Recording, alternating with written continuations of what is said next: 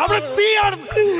ആ മദ്യമുരുകുന്ന തീയിൽ എനിക്ക് ബന്ധുവെണ്ണീറാകാൻ ഒരു തരൂ. അങ്ങോട്ട് പോകല്ലേ. ആ മദ്യമുള്ള തീയിൽ എനിക്ക് കിടന്നൊഴുകണം. അവിടെ മൊത്തം തീയാണ്, അങ്ങോട്ട് പോകരുത്. അങ്ങനെ പറയരുത്. മദ്യപാനികൾ എങ്ങനെ സഹിക്കും? അയ്യോ, എപ്പോഴായിരുന്നു? അരമണിക്കൂർ അറിയിക്കേണ്ടവരെയൊക്കെ അറിയിച്ചായിരുന്നു. ഒരാളെ വിളിച്ച് അങ്ങോട്ട് വച്ചേ ഉള്ളൂ.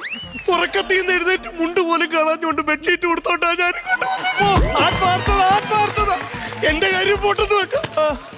എന്റെ ഒരു കൂട്ടുകാരനുണ്ട്, ഹെർക്കുലീസ്. മദ്യമെന്ന് പറഞ്ഞ ആ ചാകുന്നൊരുത്തൻ. അവനിതറിഞ്ഞാലുള്ള അവസ്ഥ എന്താണെന്ന്.